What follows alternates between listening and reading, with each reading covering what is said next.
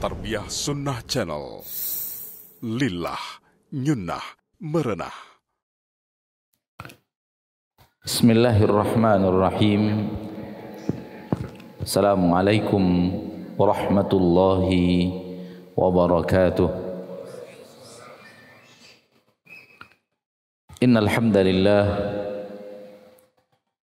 nahmaduhu wa nasta'inuhu wa nastaghfiruh wa na'udzu billahi min shururi anfusina wa min sayyiati a'malina. Man yahdihillahu fala mudilla lah wa man yudlil fala hadiya lah. Ashhadu an la ilaha illallah wahdahu la syarika lah wa ashhadu anna Muhammadan abduhu wa rasuluh. Sallallahu alaihi wa ala alihi wa ashabihi wa man tabi'ahum bi ihsanin ila yaumiddin wa sallama tasliman katsira. Ya ayyuhalladzina amanu taqullaha haqqa tuqatih wa la tamutunna illa wa antum muslimun. Ya ayyuhan nasu taqu rabbakumul ladzi khalaqakum min nafsin wahidah wa khalaqa minha zawjaha wa batha minhuma rijalan katsiran wa nisaa wattaqullaha alladzi tasaaluna bihi wal arham innallaha kana 'alaikum raqiba. Ya ayyuhalladzina amanu taqullaha wa qulu qawlan sadida yuslih lakum a'malakum wa yaghfir lakum dhunubakum wa man yuti'illaha wa rasulahu faqad faza fawzan 'azima. Amma ba'du fa inna asdaqal hadithi kitabullah wa khairal hadi hadi Muhammadin sallallahu alaihi wasallam wa syarrul umuri muhdatsatuha fa inna kulla muhdatsatin bid'ah wa kulla bid'atin dhalalah wa kulla dhalalatin finnar. Ma'asyiral muslimin, ma'asyiral muslimat, al-hadirin wal hadirat, al-musyahidin wal musyahidat, saudaraku saudariku dimanapun anda berada, para pemirsa rahimani wa rahimakumullah. Pertama-tama sekali mari kita bersyukur kepada Allah Subhanahu wa ta'ala. Allah yang telah mengumpulkan kita di salah satu tempat terbaik di permukaan bumi, yaitu masjid yang Allah Tabaraka wa ta'ala sendiri yang menyebut bahwa ini adalah rumah Allah, dengan mengatakan itu kepada Nabi sallallahu alaihi wasallam. Dan Rasulullah SAW menyampaikan kepada kita, majtama'a qaumun fi baitin min buyutillah. Tidaklah berkumpul sekelompok orang, suatu kaum, fi baitin min buyutillah, di salah satu rumah dari rumah-rumah Allah. Penisbatan ini kepada Allah adalah penisbatan tasyrif, memuliakan rumah tersebut, dan satu-satunya yang dinisbatkan kepada Allah daripada rumah adalah masjid. Bersyukur kita kepada Allah Tabaraka wa ta'ala yang telah mengumpulkan kita di tempat terbaik, yaitu rumah Allah. Semoga dengannya kita benar-benar Allah jadikan hamba-hamba Allah. Karena mengaku sebagai hamba Allah bisa dari siapa saja, tapi pengakuan bahwa dia adalah benar-benar hamba Allah, ini adalah pujian yang luar biasa, di mana Allah Tabaraka wa ta'ala memuji para nabi, memuji para malaikat dengan menyebut mereka sebagai hamba Allah. Kepada Nabi Muhammad SAW, kepada Nabi Ibrahim, kepada Nabi Musa, Nabi Harun, kepada Nabi Daud, kepada Nabi Nuh, Dan banyak lagi para nabi dan para rasul yang Allah tabaraka wa taala puji. Dan ketika Allah memuji nabi dan rasul, Allah menyebut kalimat hamba. Ambil contoh saja sebuah ayat yang sangat masyhur yang mungkin mayoritas kita hafal di awal surat Al-Isra. Subhanalladzi asra bi'abdihi lailan minal masjidil harami ilal masjidil aqsa. Maha suci Allah yang telah memperjalankan hambanya. Garis bawahi kalimat hambanya, yaitu Nabi kita tercinta Muhammad sallallahu alaihi wasallam. Allah yang telah memperjalankan hambanya di malam hari dari Masjidil Haram ke Masjidil Aqsa.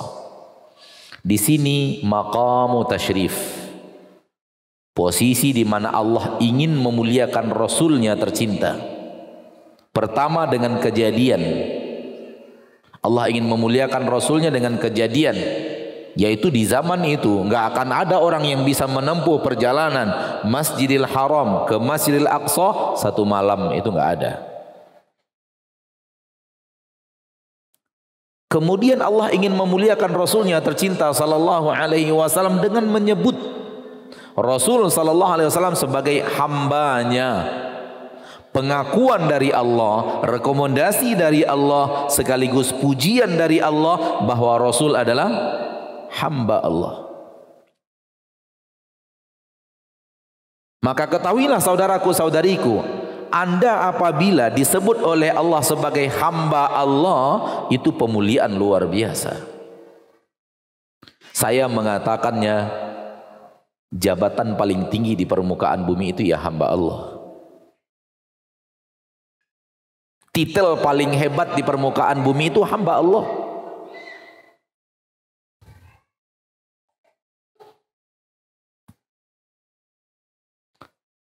Nabi Musa dan Nabi Harun Allah katakan innahu min ibadinal mu'minin, innahuma min ibadinal mu'minin. Mereka berdua hamba-hamba di antara hamba-hamba kami yang beriman.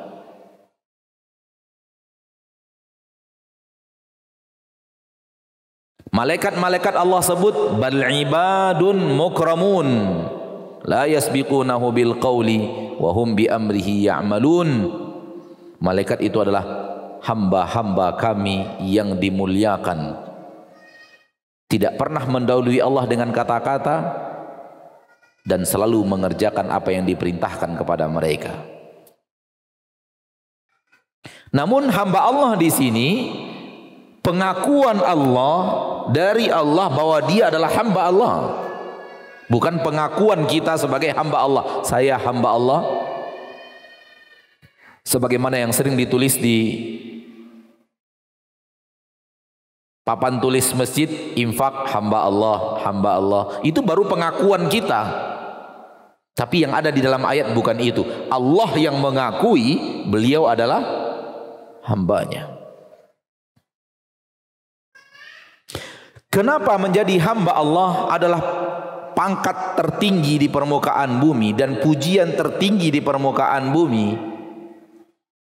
Karena manusia memiliki fitrah di dalam dirinya bahwa dia adalah makhluk yang diciptakan sesuatu. Dia adalah makhluk apa? Diciptakan oleh sesuatu. Kenapa? Karena manusia itu sangat sadar bahwa dia tidak pernah menciptakan dirinya dan dia tidak bisa menciptakan dirinya. Sehingga di dalam fitrah manusia dia diciptakan. Mulailah manusia mengarungi pencarian siapa penciptanya. Paham? Mulailah manusia dengan fitrah yang ada di dalam dirinya, dia mencari, mengarungi siapa pencipta saya.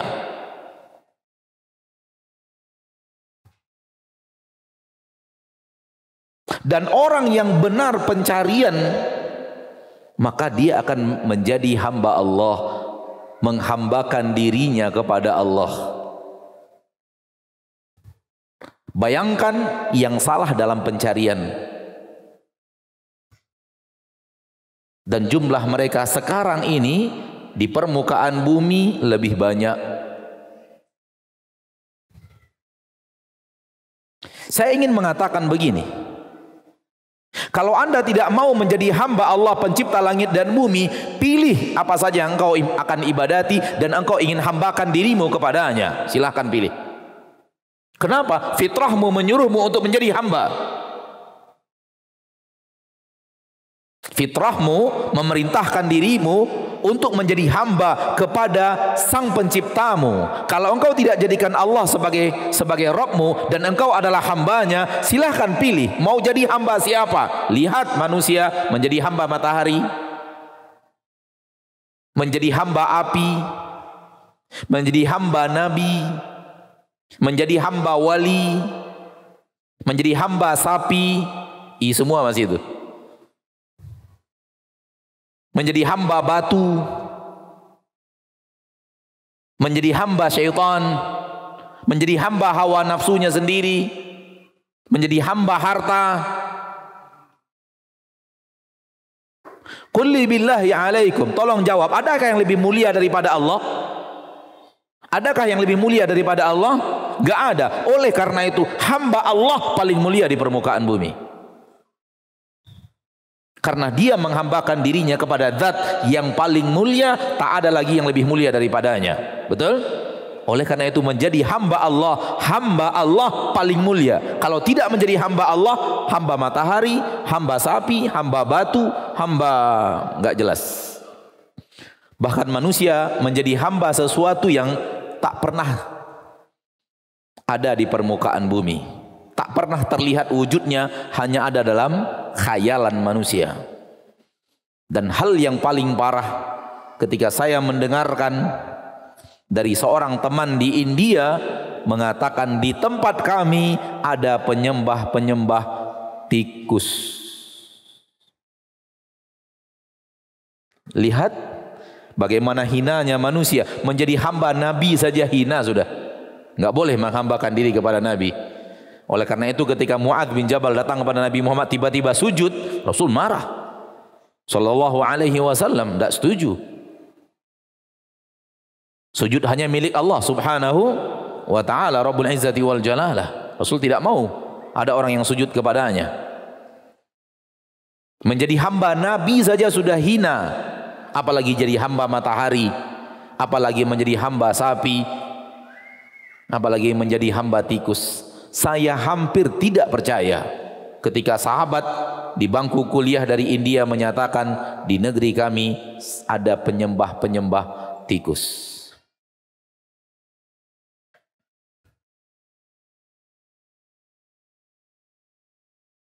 Dan saya lebih kaget ketika suatu saat sedang berada di salah satu penerbangan nasional Indonesia, dan di penerbangan itu ada majalah.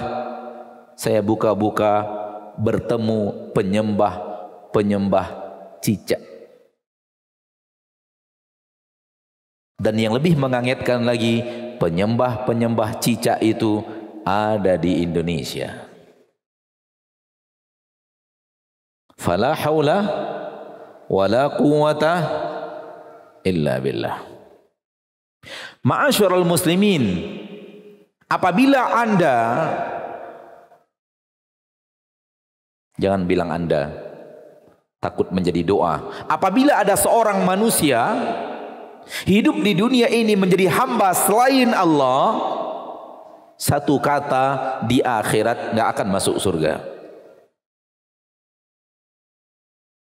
Di akhirat tidak akan masuk surga. Kenapa? Surga khusus untuk hamba-hamba Allah. Mungkin kita semua hafal ayatnya di dalam Al-Quran, akhir surat Al-Fajr, ya ayyatuhan nafsul mutmainnah irji'i ila rabbiki radiyatan mardiyah fadkhuli fi ibadi. Setelah itu fadkhuli wadkhuli jannati. Ini ayat yang menyampaikan kepada kita bahwa surga khusus untuk hamba-hamba Allah. selain hamba Allah mamnu', enggak boleh masuk surga. Ya ayyatuhan nafsul mutmainnah, wahai jiwa yang tenang, jiwa yang tentram, karena keimanan mendatangkan ketentraman di dalam hati. Irji'i ila rabbiki radiyatan mardiyah, kembalilah engkau kepada Rabbmu,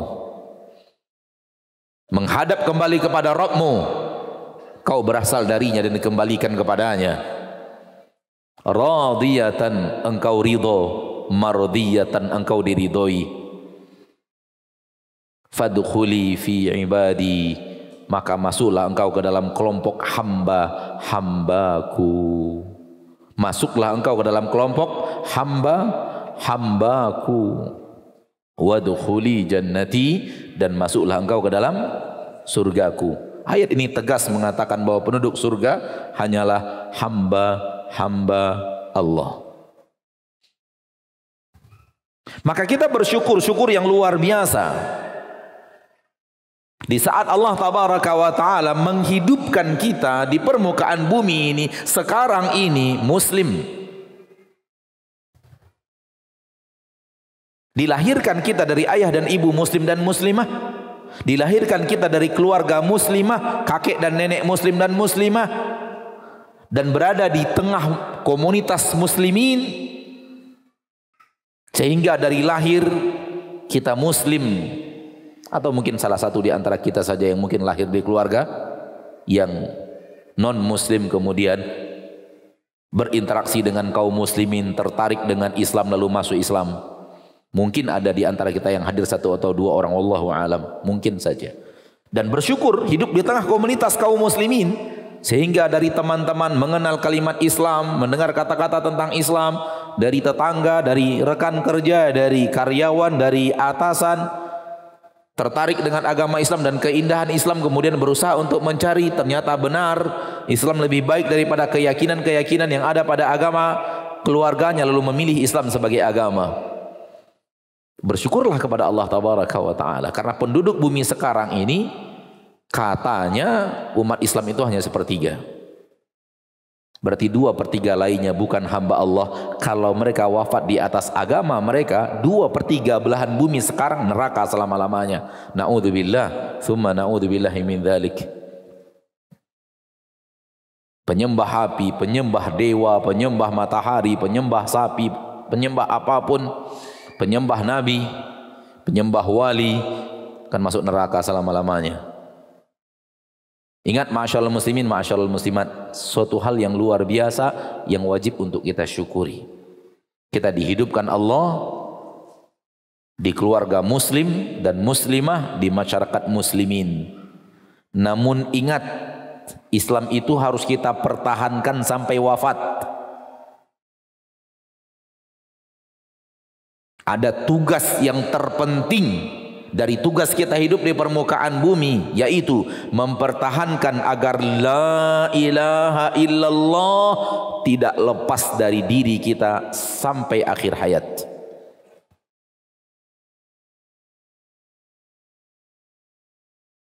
Orang yang sudah lahir dalam keadaan muslim, ayah ibunya muslim seperti kita, mungkinkah terjerumus ke dalam dosa-dosa yang akan membuat dia kekal di neraka?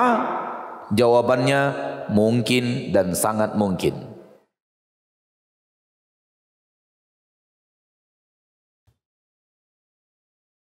Bukankah para ulama, bukankah di dalam ayat-ayat bahwa orang-orang Islam yang benar-benar Islam masuk surga selama-lamanya, akan masuk surga dan tidak akan ke neraka untuk selama-lamanya? Mungkin hanya terbagi dua, masuk surga tanpa ke neraka. Namun orang Islam yang memiliki dosa yang tidak diampuni oleh Allah, mungkin karena terlalu banyak, diadab dulu di neraka, namun tidak akan selama-lamanya diangkat Allah dari neraka dan dimasukkan ke dalam surga. Itu yang kami dengar, Ustadz. Jawabannya benar yang Anda dengar.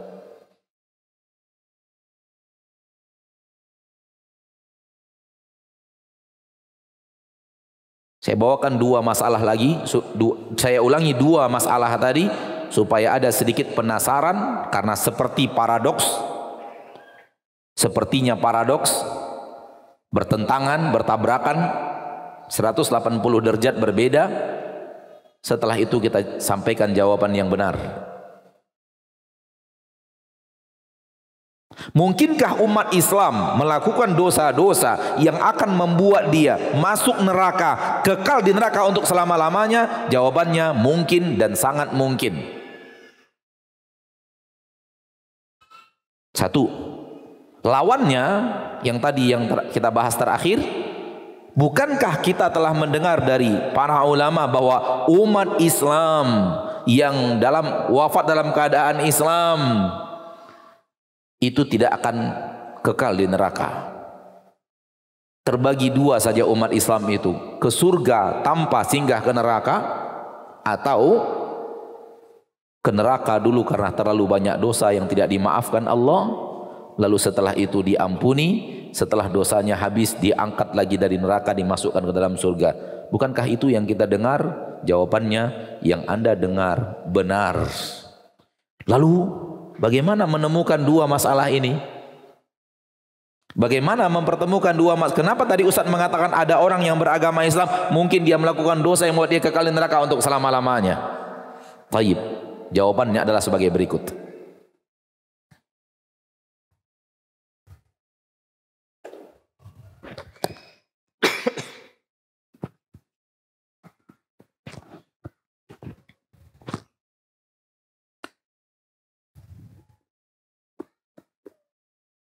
Bedakan dua hal.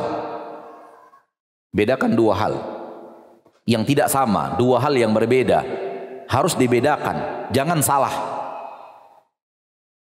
Satu, saya mengatakan diri saya muslim, dan saya merasa diri saya muslim, dan saya menganggap diri saya muslim, mukmin. Satu hal. Hal yang kedua, Allah menyatakan engkau muslim. Allah menyatakan dirimu mukmin.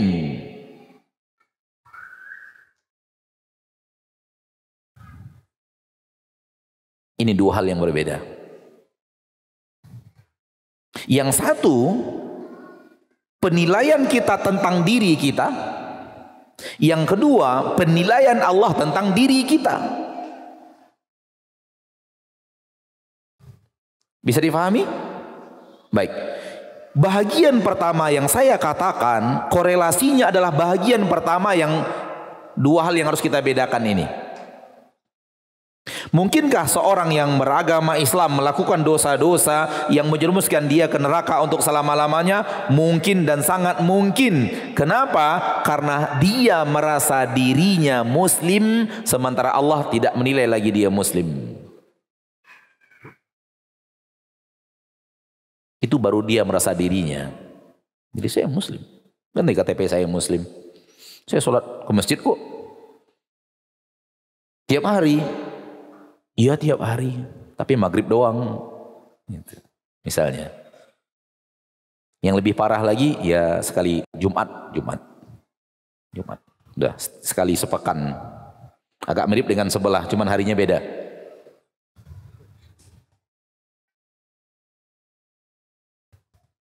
Jadi umat Islam yang merasa dirinya muslim, hati-hati, Anda bisa saja terjerumus ke dalam dosa yang membuat Anda kekal di neraka untuk selama-lamanya.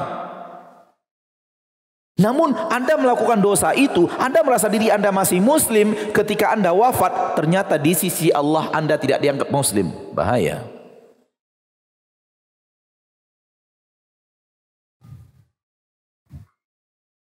Poin yang kedua, orang muslim yang itu pasti masuk surga selama-lamanya.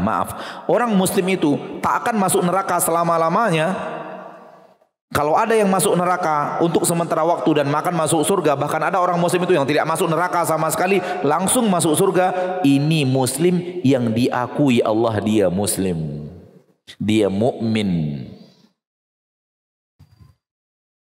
Sehingga dua hal yang tadi sepertinya bertabrakan sangat tidak bertabrakan. Kenapa? Muslim yang pertama maknanya adalah penilaian manusia tentang dirinya. Muslim yang kedua maknanya adalah penilaian Allah tentang dirinya. Maka kewajiban kita adalah berusaha tetap menjaga keislaman kita agar Allah tetap menilai kita sebagai seorang muslim, sebagai seorang mukmin sampai wafat. Bisa difahami ini? Baik. Sebelum saya lanjutkan, ma'asyiral muslimin, ma'asyiral muslimat, izinkan saya menyampaikan satu masalah ringan yang terkadang orang salah pandang dan salah mengerti. Masalah-masalah seperti ini dianggap orang terlalu ekstrim membicarakannya. Dianggap orang terlalu keras. Dan dianggap orang bahasan-bahasan ini bahasan-bahasan mengkafirkan orang lain. Dan itu murni 100% tudingan. Kenapa? Pertama, masalah ini adalah masalah yang sangat teramat penting untuk dibahas. Kenapa? Semua manusia muslim ingin ke surga dan tidak ingin di neraka, apalagi di neraka untuk selama-lamanya. Betul tidak? Ajarkan mereka apa yang membuat mereka bisa ke surga dan tidak akan mungkin ke neraka untuk selama-lamanya. Ajarkan itu kepada mereka.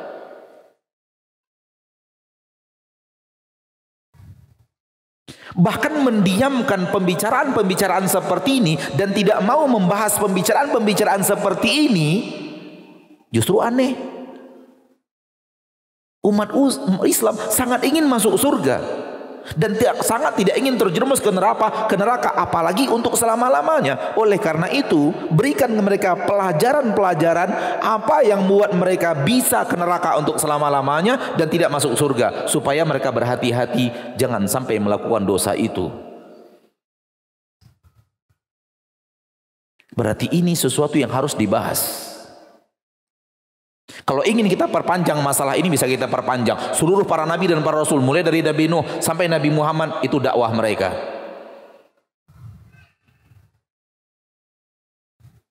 Pernahkah Anda berpikir kenapa Nabi Muhammad dibenci oleh orang Quraisy? Karena ngajak kepada poin-poin yang seperti ini. Pernahkah Anda berpikir kenapa umat Nabi Ibrahim mengumpulkan kayu bakar sebanyak-banyaknya sehingga dinyalakan api sebesar-besarnya untuk membakar Nabi Ibrahim? Karena bahas masalah ini loh.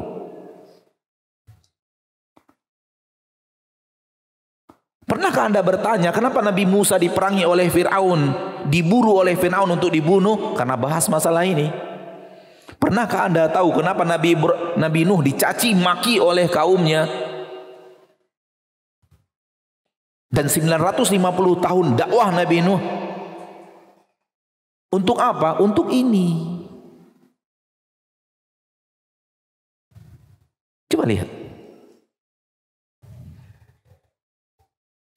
Jadi kita ingin menyampaikan bahwa pembicaraan-pembicaraan ini justru pembicaraan yang menunjukkan Anda sangat mencintai saudaramu kaum muslimin, yaitu Anda ingin memperingatkan mereka, wahai saudaraku muslim, wahai saudariku muslimah, wahai saudaraku muslim, wahai saudariku mukmin, wahai saudariku mukminah, engkau mau ke surga dan engkau tidak mau ke neraka, hati-hati dengan dosa-dosa berikut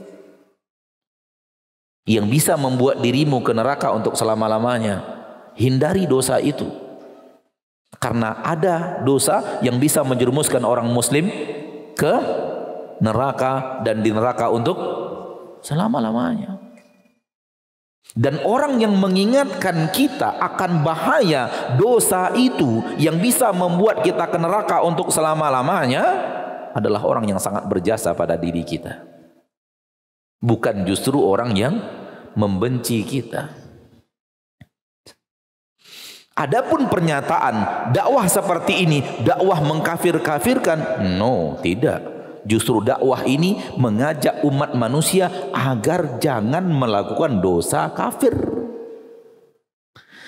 jangan melakukan dosa kufur, dan jangan sampai masuk ke dalam penilaian Allah kepada dirinya bahwa dia sudah kafir. Terbalik.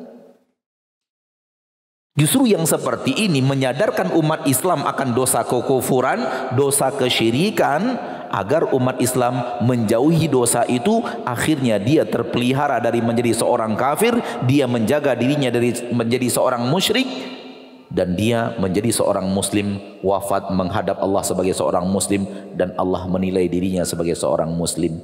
Justru ini yang terjadi, bukan pengkafiran. Bisa difahami Bapak Ibu kaum muslimin dan muslimat?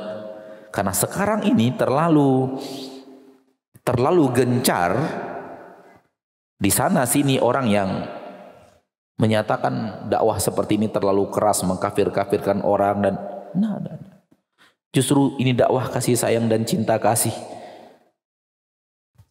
Karena dakwah yang mengajak umat Islam untuk mengetahui apa itu syirik untuk dijauhi, apa itu kufur untuk dijauhi, itu adalah dakwah yang benar-benar mengajarkan kepada mereka sesuatu yang sangat mereka butuhkan. Kenapa? Karena mereka sangat membutuhkan masuk surga dan terhindar dari neraka. Sementara dosa kufur dan dosa syirik adalah pembatal-pembatal keislaman, pembatal-pembatal keimanan, yang kalau dilakukan oleh seorang muslim yang dia merasa masih dirinya merasa muslim, namun Allah tidak lagi menilainya sebagai seorang muslim. Di akhirat diperlakukan bukan sebagai seorang muslim. Kenapa? Allah tidak menilainya sebagai seorang muslim. Akhirnya apa? Akhirnya ke neraka untuk selama-lamanya. Ustadz, kok beraninya ngomong-ngomong ke neraka untuk selama-lamanya? Yang ngomong bukan saya. Saya hanya menyampaikan perkataan Allah. Saya hanya menyampaikan firman-firman ilahi. Di dalam Al-Quran Allah ngomong seperti itu kok. Allah menyatakan seperti itu.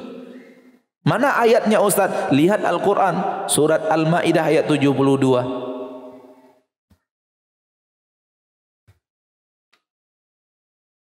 Ayatnya panjang, Al-Maidah 72, ambil bahagian terakhirnya.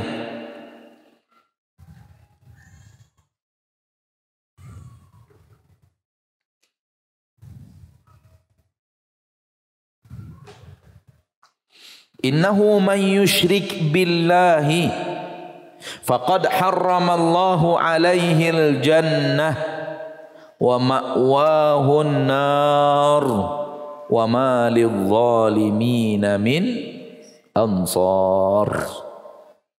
Hai kaum muslimin, hai kaum muslimat semuanya, ini firman Rabb Anda di dalam Al-Quran. Tidak percaya silahkan buka sendiri, jangan kata kita ngarang-ngarang ayat. Ayat ini sudah mulai hafal 25 atau 23 tahun, saya sendiri ya, 23 tahun yang lalu. Udah lama ayat ini. Cuman mungkin karena jarang-jarang dibahas,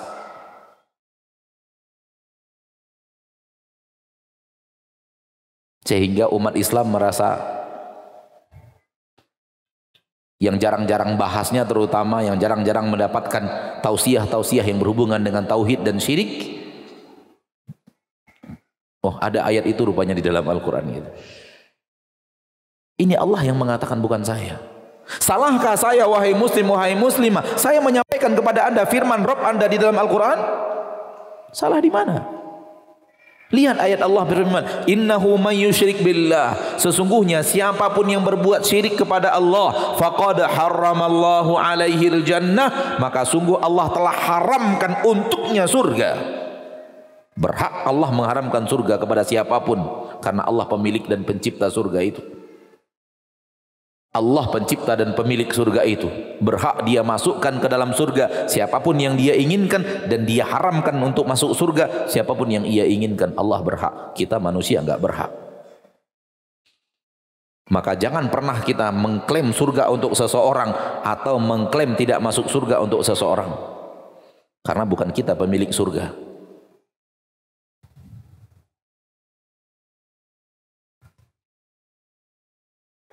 Pernah antum mendengar ustadz-ustadz yang mengajak kepada sunnah ini mengatakan kunci surga di tangan saya? Pernah? Kalau antum pernah, beritahu saya siapa ustadznya, biar saya pecat dari ustadz Ahlus Sunnah. Biar saya tebar rekomendasi ke seluruh televisi-televisi sunnah, pecat ustadz ini karena dia telah menyampaikan perkara yang Mungkar semungkar-mungkarnya, dia mengatakan kunci surga di tangan dia, enak aja. Emang ente siapa pegang kunci surga? Malaikat aja nggak pegang kunci surga. Izin Allah kepada malaikat untuk membuka pintu surga baru diizinkan. Nah, sesungguhnya barang siapa yang berbuat syirik, dia muslim, merasa dirinya muslim, hidup di tengah kaum muslim, ayah dan ibu muslim dan muslimah, keluarga muslim dan muslimah, kakak adik semua muslim dan muslimah, ternyata dia berbuat syirik besar. Dia merasa dirinya muslim, Allah tidak lagi menilai dirinya muslim. Dia musyrik bukan muslim. Jadi orang yang merasa dirinya muslim, boleh jadi Allah betul menilai dirinya muslim. Tapi boleh jadi yang kedua, naudzubillah, Allah tidak merasa menganggap Anda muslim. Anda saja menganggap diri Anda muslim.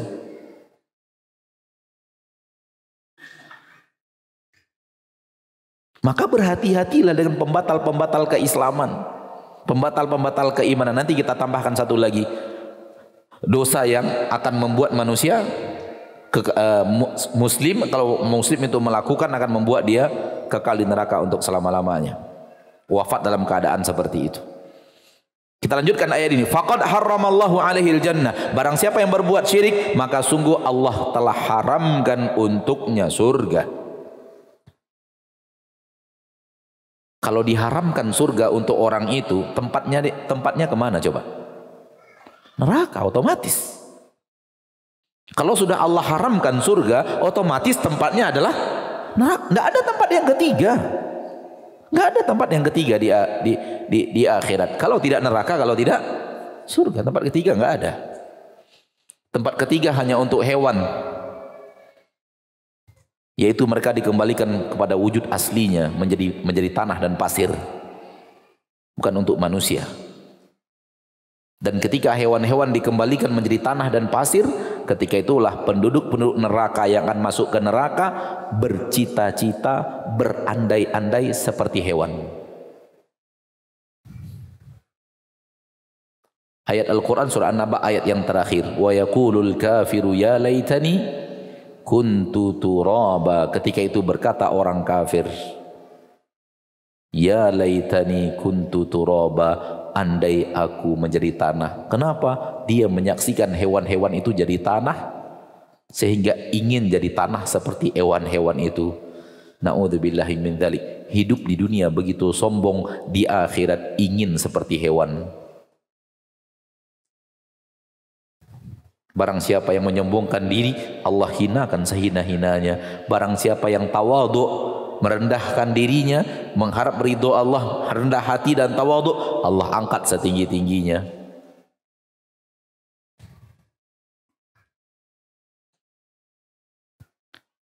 Apabila sudah Allah haramkan neraka untuknya, otomatis tempatnya adalah neraka. Allah katakan berikutnya sebagai penegas, wa ma'wahun nar, tempat kembalinya hanyalah neraka. Allah haramkan surga, tempat kembalinya hanyalah neraka. Berarti haram masuk surga, neraka selama-lamanya. Allah tambahkan lagi, sudahlah begitu Allah tambahkan lagi, wa ma lidzalimina min ansar. Orang zalim koyo kie enggak ada penolongnya. Orang zalim kayak ini enggak ada yang bisa nolong. Adz-dzalim di sini adalah orang yang melakukan kesyirikan tadi. Kalau dia melakukan kesyirikan itu, Allah haramkan untuknya surga, Allah masukkan dia ke neraka, enggak ada penolong untuk mereka. Enggak akan ada yang bisa nolong mereka. Nabi enggak bisa, wali enggak bisa, malaikat enggak bisa nolong. Allah enggak mau.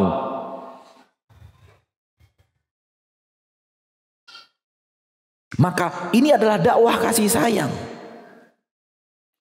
Kasih sayang seorang da'i yang telah belajar sesuatu dari Al-Quran, belajar sesuatu dari sunnah, belajar sesuatu dari para ulama, dan melihat bagaimana para ulama benar-benar mengingatkan kaum muslimin akan menjauhi dosa syirik, lalu kemudian pulang ke kaumnya menyampaikan itu kepada kaumnya. Walaupun akhirnya sebahagian daripada kaumnya tidak setuju, berontak, kemudian memberikan gelar-gelar yang aneh-aneh. Yaitu urusan mereka lah. Saya hanya ingin mengatakan begini, kalau Anda mengikuti jalan Rasul, nggak mungkin Anda diterima semua orang. Karena Rasul aja nggak diterima semua orang. Kalau Anda mengikuti jalan Rasul, nggak mungkin Anda nggak dibenci sebahagian orang. Rasul aja dibenci. Kalau Anda memang mengikuti Rasul, nggak mungkin Anda nggak dimusuhi sebahagian orang. Rasul aja dimusuhi. Kalau mengikuti Rasul, dapatkan juga sebahagian penderitaan Rasul.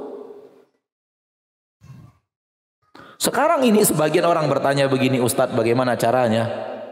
Bagaimana caranya Ustadz supaya saya berdakwah nggak ada orang yang marah sama saya, nggak ada orang yang tersinggung? Saya katakan Rasul saja nggak dapat, Nabi Muhammad nggak dapat. Masa saya mau ngajarkan Anda triknya? Hebat banget saya. Rasul aja Muhammad aja nggak dapat sallallahu alaihi. Nabi Muhammad berdakwah dimarahi Quraisy nggak? Dicaci maki Quraisy nggak? Dianiaya Quraisy tidak? Nabi Muhammad. Sekarang Anda bertanya kepada saya bagaimana caranya berdakwah supaya orang tidak marah, tidak tersinggung, tidak. Nggak bisa.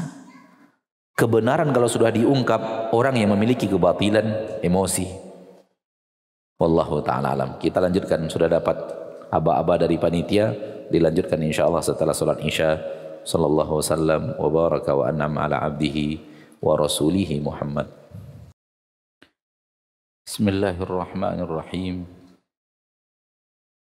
Alhamdulillahi rabbil alamin. Wassalatu wassalamu ala ashrafil anbiya'i wal mursalin wa ala alihi wa sahbihi ajma'in. Asyhadu an la ilaha illallah wahdahu la syarika lah wa asyhadu anna Muhammadan abduhu wa rasuluhu wa ba'd.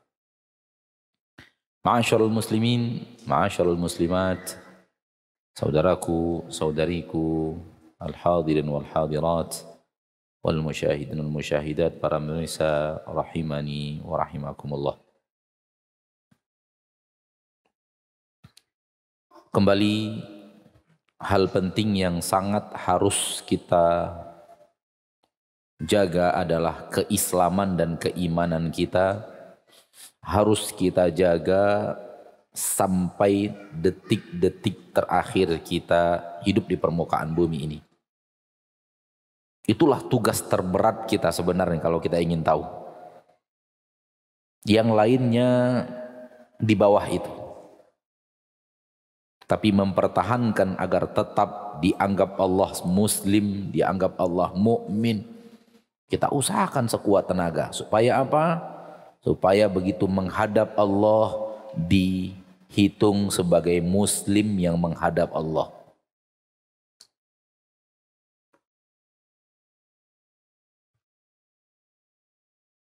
Maka 3 dosa besar yang sangat besar, ketiga-tiganya manakala dilakukan ketika hidup, sebenarnya telah membuat seseorang batal keislaman dan keimanannya.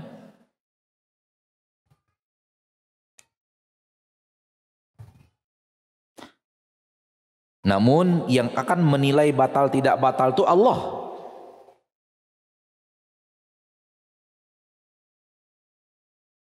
Namun dosa-dosa ini pembatal keimanan dan keislaman. Maka hindari terus sekuat tenaga. Manakala pernah mungkin terjerumus, sebelum wafat masih ada kesempatan memperbaiki dan merevisi. Karena taubat diterima dari seluruh dosa apapun. Kalau taubatnya serius, maka tidak ada pintu taubat yang tertutup. Innallaha yaghfiru dzunuba jami'an, kata Allah di dalam Al-Quran surat Az-Zumar. Allah mengampunkan dosa semuanya. Secara garis besar, 3 dosa yang akan membuat kita terjerumus ke dalam batalnya Islam dan iman adalah dosa syirik, 2 dosa kufur, 3 dosa munafik, dosa nifak.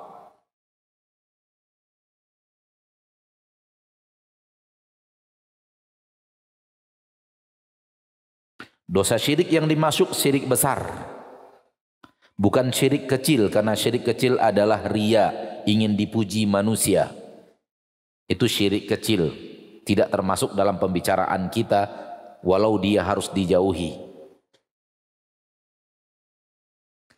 Dan kufur yang dimaksud adalah kufur besar, bukan kufur kecil, karena kufur kecil adalah maksiat dan tidak termasuk dalam pembicaraan kita sebagai pembatal-pembatal keislaman dan keimanan. Dan yang ketiga adalah kemunafikan, nifak, dan yang dimaksud adalah nifak besar, bukan nifak kecil, karena nifak kecil adalah beda antara yang diucapkan dengan yang di dalam. Salah satunya adalah dusta, salah satunya adalah mengemban amanah lalu khianat. Itu masih hitungan dosa, tidak termasuk dalam bahasan yang sedang kita bahas. Yang kita bahas syirik besar, kufur besar, kemunafikan besar.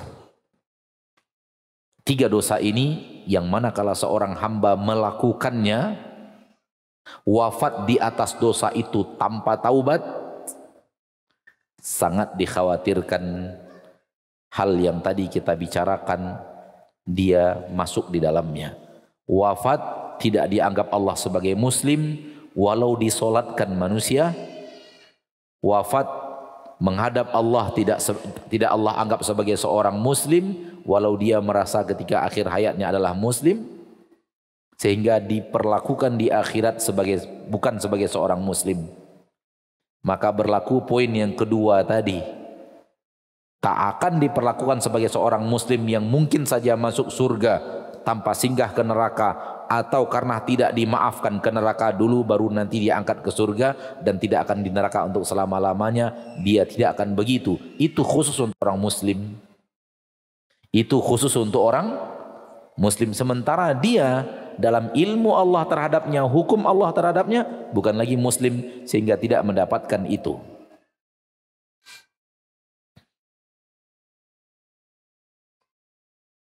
Poin yang tadi, semua umat Islam itu masuk surga, membuat banyak orang tak peduli. Saya Islam, saya pasti ke surga. Walaupun singgah ke neraka dulu katanya. Tapi saya pasti belum tentu, hati-hati. Betul, kalau Anda muslim dan tidak melakukan pembatal-pembatal keislaman, Anda wafat sebagai seorang muslim. Tapi boleh jadi Anda melakukan pembatal-pembatal keislaman dan keimanan, sehingga di mata Allah Anda bukan lagi sebagai seorang muslim dalam pandangan Allah, dalam hukum Allah, dan kita tidak tahu, hanya Allah yang tahu. Nah, secara garis besar, apa itu syirik, apa itu kufur, apa itu nifak? Syirik adalah meminta kepada Allah iya, kepada selain Allah juga iya. Syirik artinya menyekutukan. Allah iya, selain Allah juga iya. Minta rezeki kepada Allah, iya, dia minta rezeki kepada Allah. Tapi dia juga minta rezeki kepada selain Allah. Berarti bukan hanya Allah lagi satu-satunya, tapi dia telah menjadikan ada sesuatu selain Allah tempat dia minta rezeki. Seperti inilah dosa syirik. Allah disekutukan. Dia minta pengamanan kepada Allah, dia juga minta pengamanan kepada selain Allah. Berarti tidak Allah semata. Padahal Allah menyuruh qul huwallahu ahad, Allahus samad, lam yalid wa lam yulad wa lam yakun lahu kufuwan ahad. Allahu ahad, lam yakun lahu kufuwan ahad.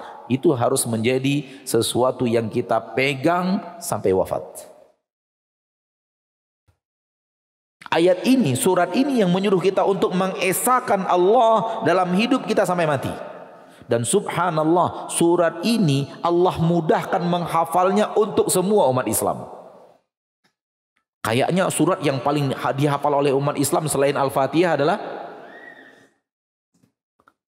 surat Al-Ikhlas. Qul huwallahu ahad, Allahus samad, lam yalid wa lam yulad wa lam yakul lahu kufuwan ahad. Saya ingin mengatakan seolah-olah Allah menegakkan hujjah kepada setiap muslim yang menghafal surat ini. Kenapa engkau tidak esakan aku masih minta kepada selainku, padahal engkau hafal qul huwallahu ahad lam yakun lahu kufuwan ahad. Hanya Allah satu-satunya tempat manusia beribadah, meminta, berdoa, meminta pengamanan, meminta rezeki, meminta perlindungan, meminta kesehatan, meminta pangkat dan jabatan, meminta yang lainnya. Tempat satu-satunya, tempat bertawakal, dan yang lainnya dan yang lain. Intinya adalah jangan sekutukan Allah.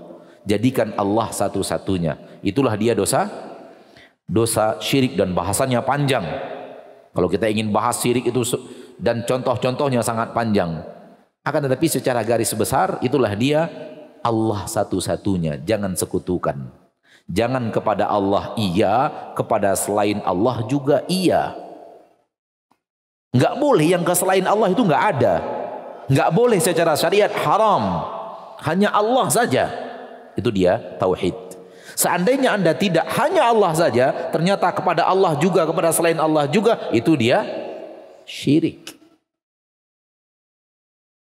Secara garis besar ya, kita hanya ingin menyampaikan saja, mempermudah. Jangan sampai ada sesuatu selain Allah. Itu dia mahwa cakupan dosa syirik besar. Adapun cakupan dosa syirik kecil, kufur besar adalah tak menerima, mengingkari sesuatu yang sudah sampai kepada kita dari Allah. Menolak. Allah katakan begini, kayaknya nggak benar ini kata-kata Allah ini. Gitu. Saya nggak setuju, saya lebih setuju dengan pendapat si A, si B, siapapun dia. Dia tolak firman Allah, dia setuju pendapat orang lain. Menolak firman Allah itulah yang namanya kufur. Dari kalimat kufur yang bermakna ingkar. Kufur itu artinya ingkar. Syirik artinya menyekutukan. Apabila sudah ada sesuatu dari diri kita mengatakan, kayaknya ayat ini nggak benar kayaknya ini. Gitu. Ada zaman sekarang orang bilang, ayat ini sudah tidak relevan untuk zaman sekarang. Harusnya dihapus dari Al-Quran. Itu dosa kufur. Kenapa? Dia sudah tidak mengimani firman Allah. Dia sudah menolak satu ayat ini. Cukup satu ayat yang dia tolak dari Al-Quran. Dia nggak setuju hukumnya. Dia menganggap ini sudah tidak relevan dengan zaman sekarang. Itu dosa kufur yang bisa membuat Anda batal keimananmu, batal keislamanmu. Hati-hati.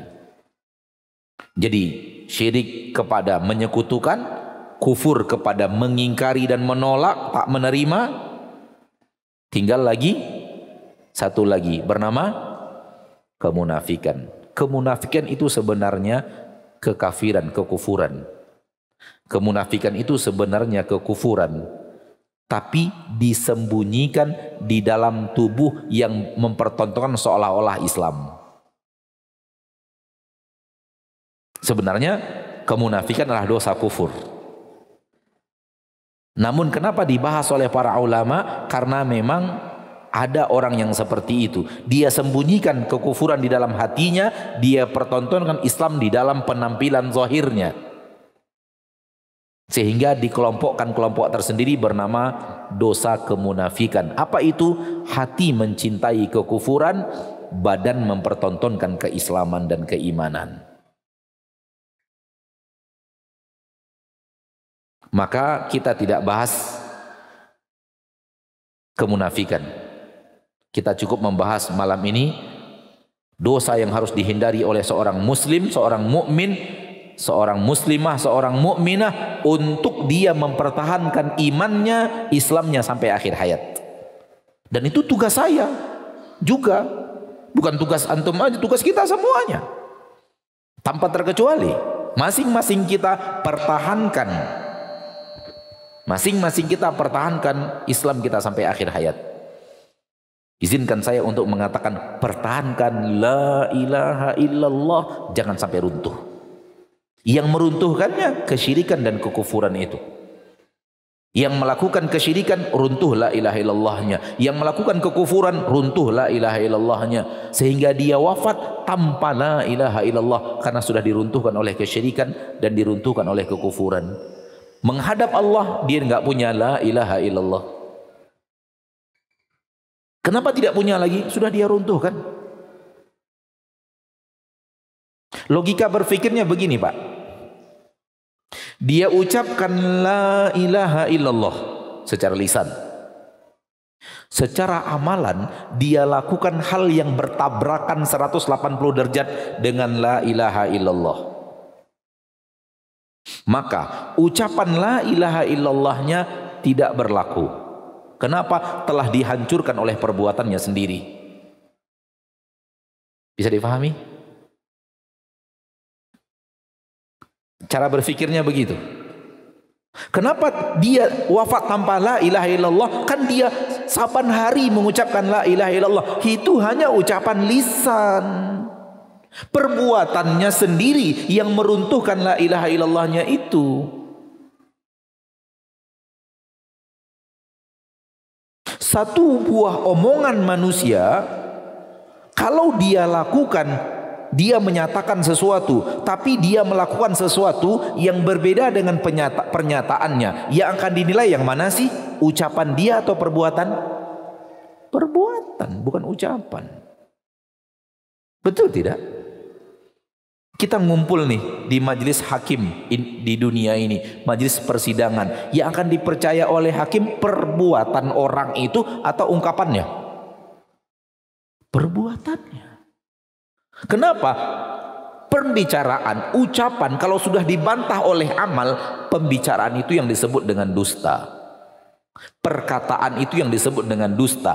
Pernyataan itu yang dianggap dusta. Kenapa? Telah dibantah oleh amal dan perbuatan. Maka camkan itu baik-baik. Kita ucapkan la ilaha illallah, pertahankan, jangan sampai runtuh sampai akhir hayat. Apa yang meruntuhkannya? Syirik dan kufur. Syirik dan kufur dan kemunafikan, kalau kita ingin menyebut ketiga-tiganya. Melakukan syirik, hancur la ilaha illallahnya. Lakukan kufur, hancur la ilaha illallahnya. Saya masih muslim loh, kata Anda. Semoga Allah menilai Anda masih muslim.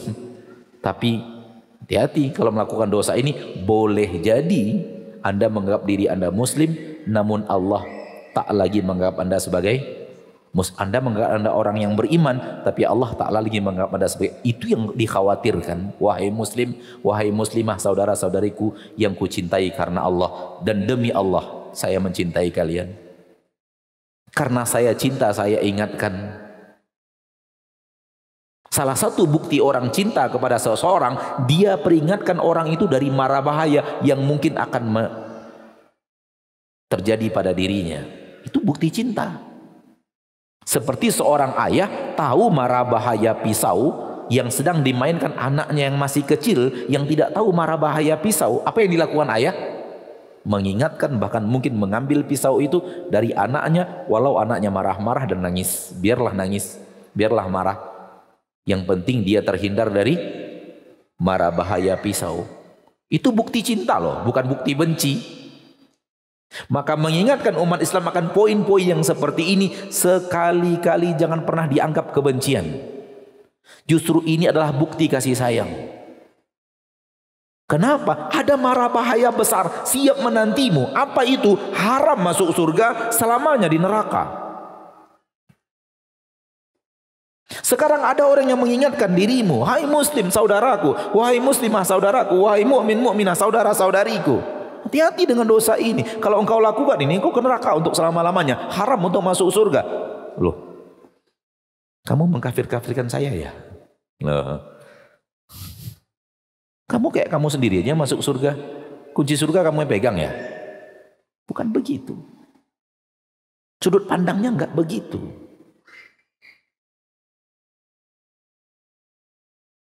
Baik.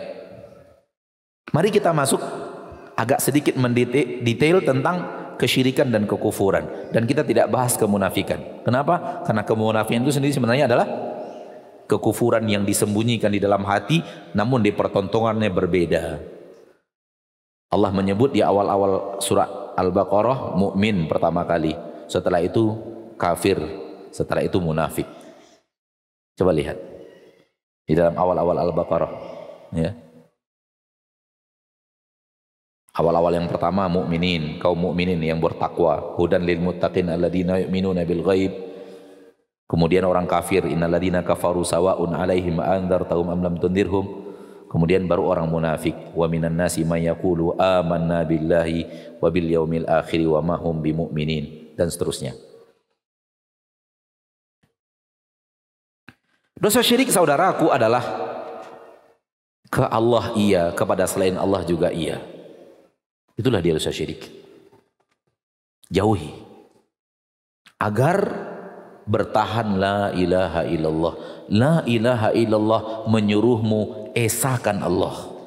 Tak ada sesuatu selain Allah tempatmu meminta, memohon, berharap, memohon keamanan, memohon perlindungan, memohon rezeki, memohon gaji, memohonkan jabatan. Tidak ada selain Allah. Minta hanya kepada Allah. Kalau engkau minta hanya kepada Allah, engkau orang yang punya la ilaha illallah. Hati-hati tentang jebakan iblis. Saya minta kepada Allah kok. Baik, nggak ada masalah engkau minta kepada Allah. Pertanyaannya adalah, engkau minta juga nggak kepada selain Allah? Kita sudah sama-sama minta kepada Allah, berarti kita sama. Tapi ada yang membedakan. Engkau minta nggak kepada selain Allah? Iya, kepada Mbah Dukun. Saya tidak. Berarti kita beda loh. Saya hanya minta kepada Allah saja. Engkau minta kepada Allah seperti saya, namun engkau juga minta kepada selain Allah. Saya tidak. Berarti kita beda.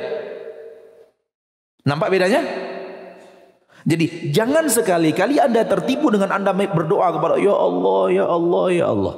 Jangan sekali-kali Anda tertipu dengan Anda sholat tahajud minta kepada Allah, namun besertaan dengan seiringan dengan Anda minta kepada Allah, ternyata Anda juga minta ke Mbah Dukun. Itulah yang namanya syirik.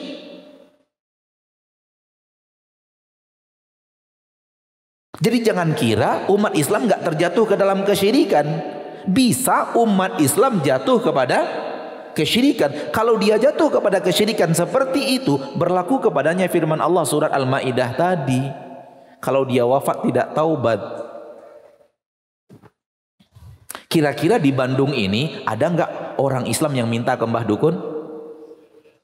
Ada nggak? Yakin? Jawaban yang saya terima bukan iya, ada, tapi malah banyak.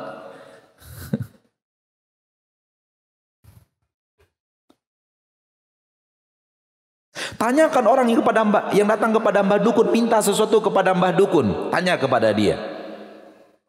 Satu-satunya memberi kamu rezeki siapa? Jawabannya Allah. Lo kemana minta ke Mbah Dukun nih? Ya apa?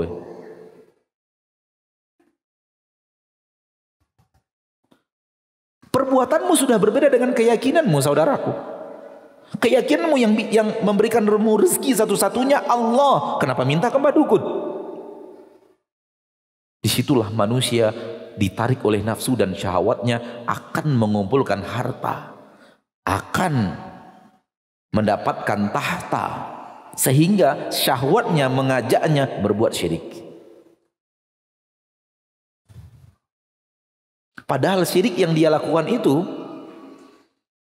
sebenarnya kalau ditanya hati kecilnya, orang muslim ya, orang Islam ya, tidak cocok dengan keyakinannya. Tanya aja dia, siapa satu-satunya yang memberikan kau rezeki? Jawabannya Allah. Nggak mungkin Mbah Dukun. Pertanyaan berikutnya, kalau dukun ingin memberimu rezeki, Allah tidak ingin memberikan itu kepadamu, bisa? Hati kecilnya tetap menjawab, nggak bisa. Kalau begitu adanya, campakkan dukun itu. Jangan sekali-kali sebut dia orang pintar.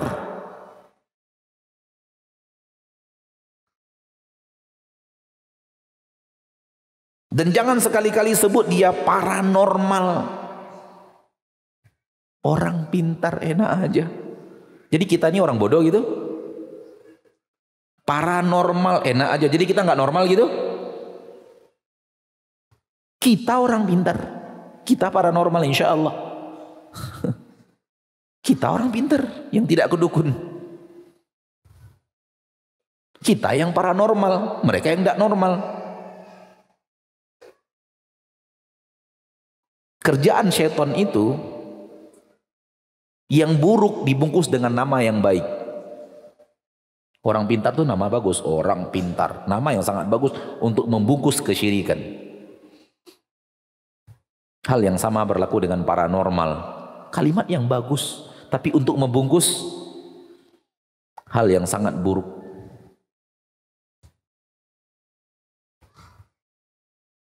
Di negeri saya, nggak tahu kalau di Bandung ini, itu kalau orang tua mau walimah, mewalimahkan anaknya, pesta pernikahan, resepsi pernikahan, wah kalau hujan sudah, kalau langit sudah mendung, awan sudah mendung, itu nyari pawang hujan. Di sini ada atau tidak? Ada juga, ya berarti satu paket itu kesyirikan yang kayaknya. Dan datangnya dari syaitan, digoda di mana-mana. Tanya orang muslim itu, hai muslim saudaraku, kalau Allah ingin nurunkan hujan, pawang itu bisa nahan nggak? Nggak bisa. Lalu kenapa minta? Kenapa minta? Anda tidak akan meminta kepadanya sampai Anda punya keyakinan sebenarnya dia bisa.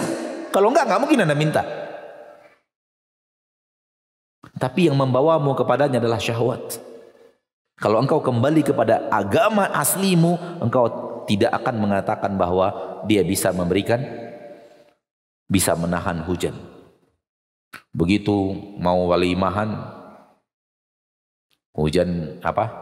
Di atas mendung, awan sudah mulai gelap, panggil orang tidak pintar bernama pawang hujan. Pak, anak saya mau walimah ini, di atas, tolong Pak, tolong. Udah mulai Mbah Dukun komat kamit. Allah takdir, Allah yang mentakdirkan hujan itu nggak turun. Bukan pawang ya, memang Allah takdirkan hujan nggak turun.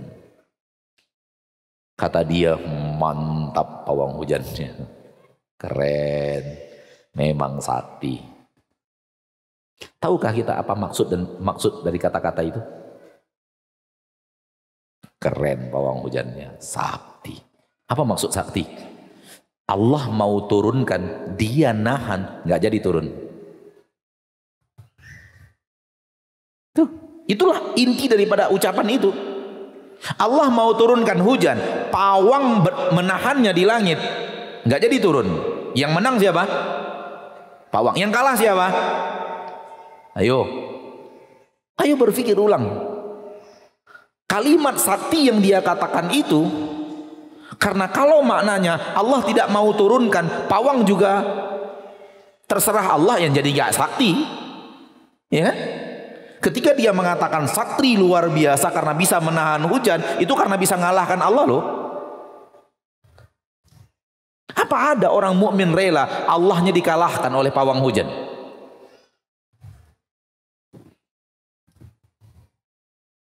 Memintanya saja kepada selain Allah sudah syirik. Walaupun pawang hujannya nggak jadi berkomat kamit dia, tapi sudah dia minta kepada selain Allah. Apalagi kalau dia meyakini seperti tadi, sakti mandraguna. Apa makna sakti mandraguna? Kalau bukan Allah ingin turunkan, pawangnya menahan, hujan tak jadi turun.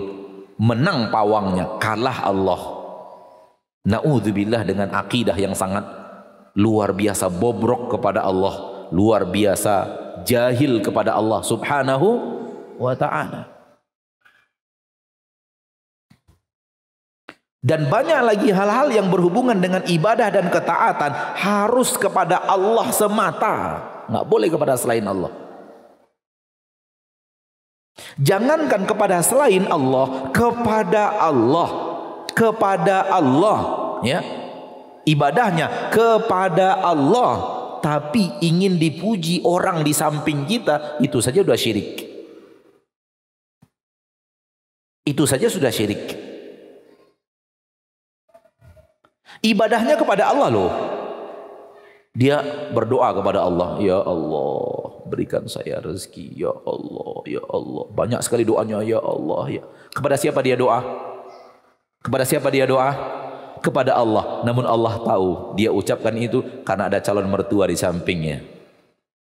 Padahal mintanya kepada Allah. Itu sudah dianggap syirik. Tapi masih syirik kecil. Kenapa? Ada sesuatu selain Allah. Dari harapan pujian, harapan dilihat oleh seseorang. Bukan kepada selain Allah dia meminta. Bukan permintaannya kepada selain Allah. Ya Allah, ya sudah kepada Allah loh ini, tapi masih dianggap syirik. Apalagi mbah dukun.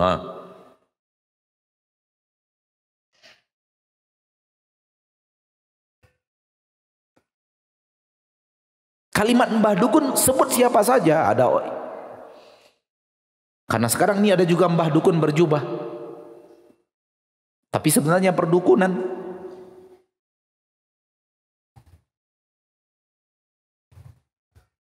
Menyembelih.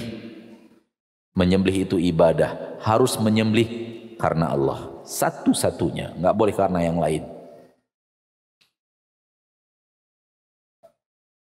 Di sana, di negeri kami ada orang yang ketika membangun rumah sembelih ayam atau yang lainnya, didarahi pondasi-pondasi rumah itu dengan siapa yang nyuruh sembelih?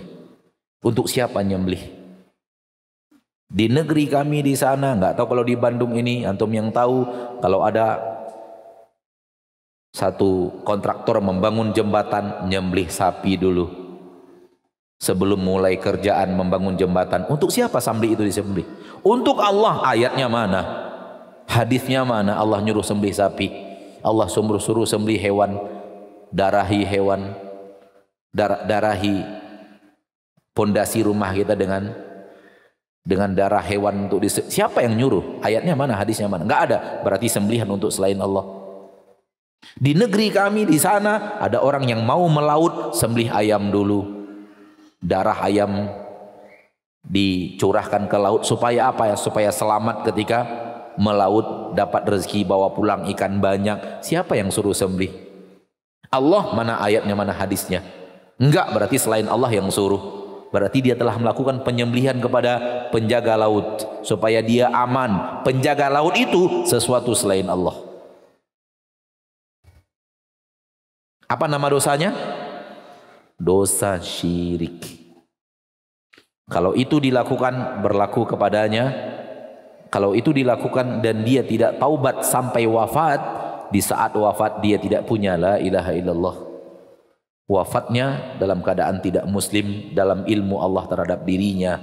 Sekali lagi, bukan ilmu kita, ilmu Allah terhadap dirinya. Dan dengan itu dia terancam. Ayat yang tadi di dalam surah Al-Maidah 72, harramallahu alaihil jannah, Allah haramkan untuknya surga, wa ma'wahun nar, dan tempat kembalinya adalah neraka, wa ma lidzalimina min ansar, dia tidak ada seorang penolong pun yang bisa menyelamatkan dia dari neraka untuk dimasukkan ke surga. Kenapa? Dia telah melakukan dosa syirik. Qulli billahi alaikum, yang tadi pernah nggak dilakukan orang Islam di negeri kita? Pernah kan? Ada nggak orang Islam yang melakukan itu? Itu yang saya katakan tadi, orang Islam sangat mungkin melakukan dosa yang membuat dia masuk neraka untuk selama-lamanya. Itu dia yang saya maksud. Paham?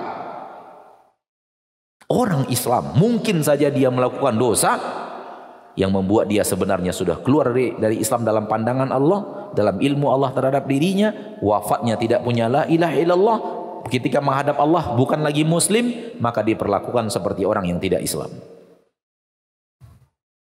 Karena dua hal yang harus dibedakan tadi.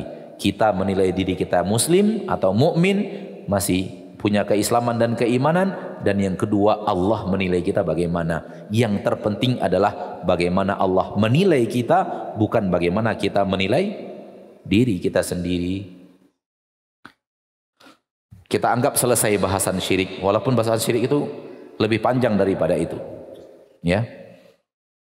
Namun ini adalah pertemuan yang tidak mungkin bisa membahasnya secara terperinci. Pindah kita kepada dosa kufur. Kufur artinya mengingkari.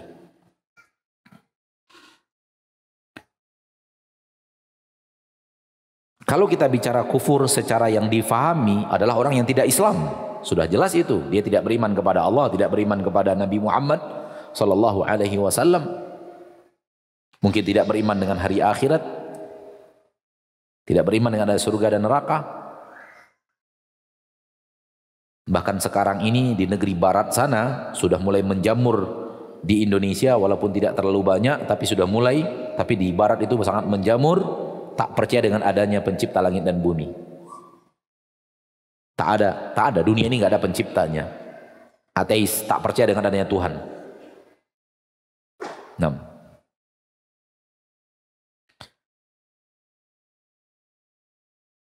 Yang ingin kita bahas adalah umat Islam yang melakukan perilaku dosa kufur. Bukan orang yang tidak Islam, yang tidak beriman kepada Nabi, jelas. Orang tidak beriman kepada hari akhirat, jelas. Tapi perilaku umat Islam yang sebenarnya itu adalah dosa kufur. Dosa kufur, ruang lingkupnya adalah mendustakan, menolak dan tidak menerima, meragukan, mengolok-olok.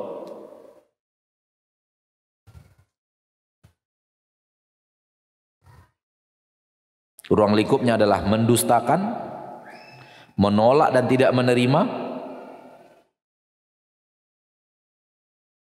meragukan, mengolok-olok, mempermainkan.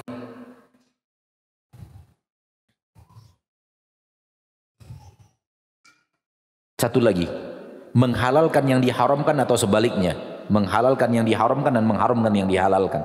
Itu masuk dosa kufur.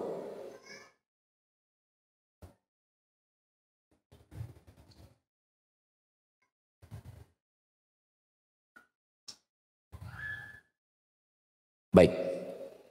Apabila telah sampai kepadamu keterangan yang jelas di dalam Al-Quran, keterangan yang jelas dan sahih di dalam hadis, lalu Anda tidak menerimanya, padahal sudah sampai kepadamu keterangan ini benar-benar dari Rasulullah sallallahu alaihi wasallam, hadisnya benar, riwayatnya benar, tapi Anda katakan saya nggak bisa terima. Itu dosa kufur. Bukan dosa syirik. Syirik menyekutukan, kufur menolak dan mendustakan.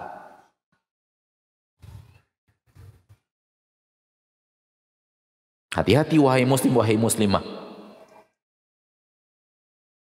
Kalau sudah sampai kepadamu satu ayat tentang kebenaran itu, ada ayatnya jelas.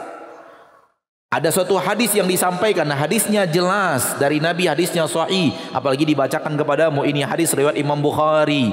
Anda tahu siapa Imam Bukhari? Ini hadis riwayat Imam Bukhari dan Muslim. Anda tahu siapa Bukhari dan Muslim? Karena mereka hadis nggak sembarangan. Tapi karena Anda syahwatmu tidak bisa menerimanya, saya mengatakan saya tidak bisa menerima hadis ini. Atau ada kalimat baru sekarang, hadis ini hanya bisa diberlakukan untuk zaman Nabi, zaman sekarang nggak bisa. Itu hanya untuk zaman Nabi loh. Subhanallah, ayat Allah hanya untuk zaman Nabi, zaman sekarang enggak. Lalu ayat ini untuk zaman siapa? Al-Quran untuk umat Islam semuanya dari zaman Nabi sampai hari kiamat. Tidak ada ayat yang untuk zaman Nabi saja, zaman kita enggak ada. Enggak ada.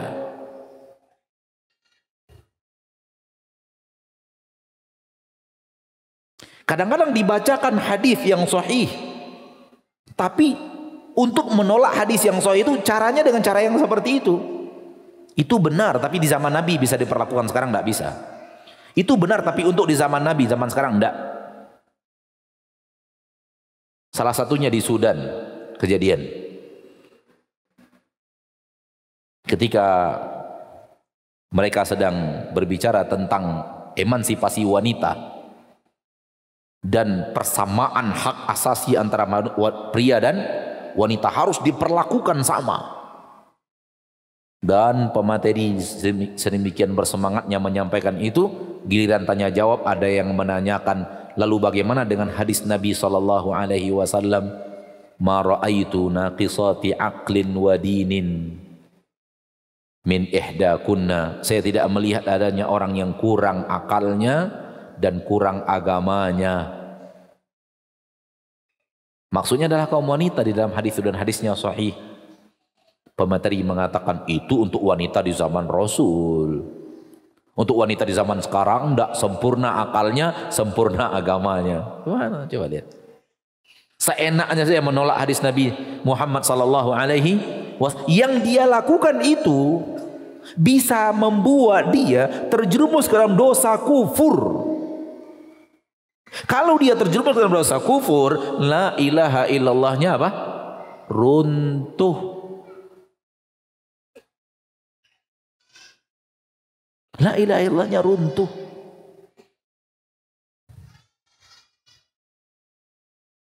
Bahaya saudaraku. Hadis Nabi Anda bilang itu untuk zaman Nabi, zaman sekarang udah enggak. Itu untuk wanita yang disebut Nabi, wanita-wanita kurang akal dan kurang agama, itu untuk wanita di zaman Rasul. Zaman sekarang enggak, akalnya bagus dan sempurna. Subhanallah. Penolakan terhadap hadis Nabi kita tercinta sallallahu alaihi wasallam ketika Nabi berbicara tentang kaum wanita. Ini dia yang namanya kufur, menolak, mengingkari.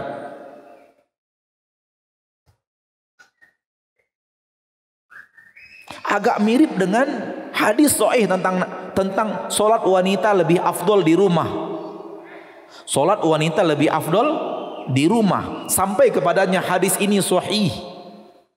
Namun dia katakan apa? Wah, itu berlakunya di zaman Nabi. Kenapa? Zaman Nabi itu gelap. Wanita kalau keluar rumah berbahaya. Itu satu. Yang kedua, itu di Arab. Lelaki Arab itu syahwatnya bahaya-bahaya. Tujuannya tidak mau nerima hadis Nabi yang sahih bahwa wanita itu boleh sholat di masjid, boleh, bukannya terlarang. Boleh juga sholatnya nggak ke masjid, sholat di rumah aja juga boleh. Dua-duanya baik. Mau sholat di masjid baik, mau sholat di rumah juga baik. Namun bicara yang afdol, lebih afdol yang di rumah dibanding dia nggak mau terima. Nggak mau terima, nggak mau menerima, itu dia kufur. Ingkar, menolak, itu dia kufur. Nggak mau nerima. Boleh jadi yang seperti ini menjerumuskan dia dalam, lihat sekali lagi, dalam penilaian Allah terhadap dirinya. Bisa saja Allah menilai engkau telah menolak kebenaran yang sampai kepadamu, engkau aku jatuhkan hukuman kafir. Maka jangan pernah tolak. Walaupun Anda belum mengamalkannya, tapi jangan nolak dulu. Kalau Anda percaya itu dari Allah dan Rasul, namun Anda tidak lakukan, jatuhnya maksiat. Jatuhnya apa? Maksiat. Sama dengan orang yang berzina tapi dia meyakini zina itu haram. Sama dengan orang minum khamar tapi dia yakin minum khamar itu haram. Dia nggak nolak hukum dari Allah dan Rasulnya, tapi dia melakukan, namanya dosa. Dosa besar. Tahu kita berdusta itu dilarang oleh Allah, namun kita masih berdusta, namanya apa?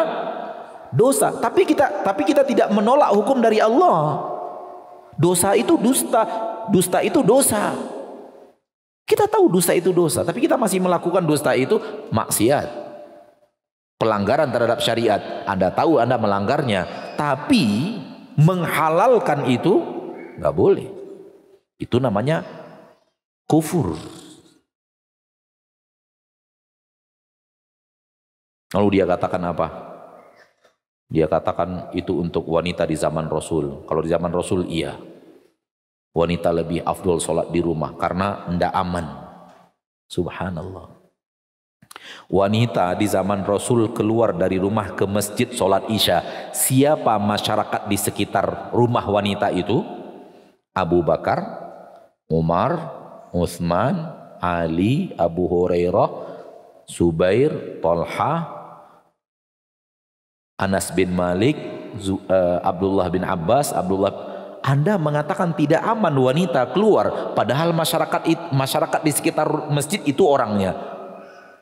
Sekarang Anda katakan wanita keluar rumah sholat isya aman, sementara masyarakat di sekitar wanita itu, si Boy, si Choi, si Roy. Lebih aman mana wanita keluar rumah ada Abu Hurairah, ada Anas bin Malik, ada Umar bin Khattab di situ, atau yang... Coba berpikir ulang. Jangan asal ngomong. Merendahkan sahabat Nabi. Seolah-olah kalau wanita keluar di zaman sahabat Nabi nggak aman. Kalau keluar rumah di zaman kita aman gitu. Siapa yang lebih parah mengikuti hawa nafsunya? Kita atau sahabat Rasulullah? Akhirnya dicari-cari alasan, intinya adalah nggak bisa nerima ini. Tak mau menerima sesuatu yang Anda sudah tahu itu datang dari Rasul, namanya dosa kufur.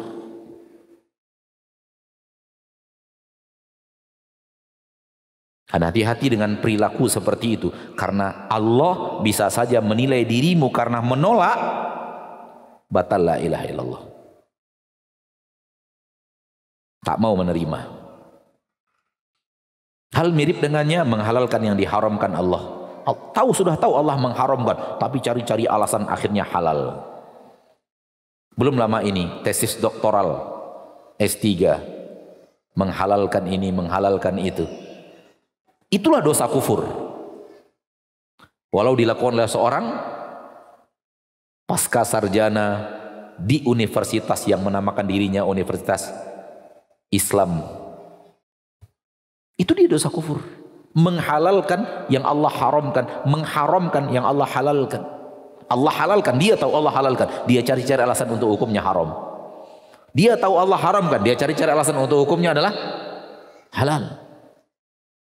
Apa namanya itu? Balik lagi kepada menolak tadi. Gak setuju dengan apa yang Allah katakan, gak setuju dengan apa yang Allah hukumkan.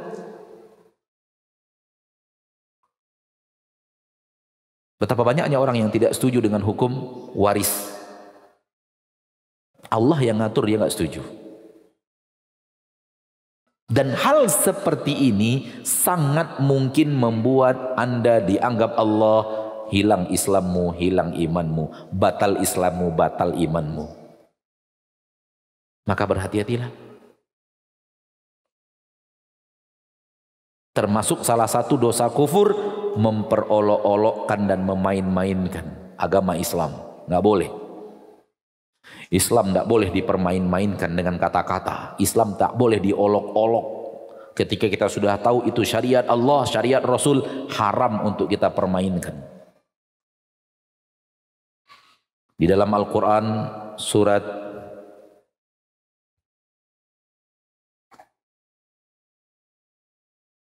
At-Taubah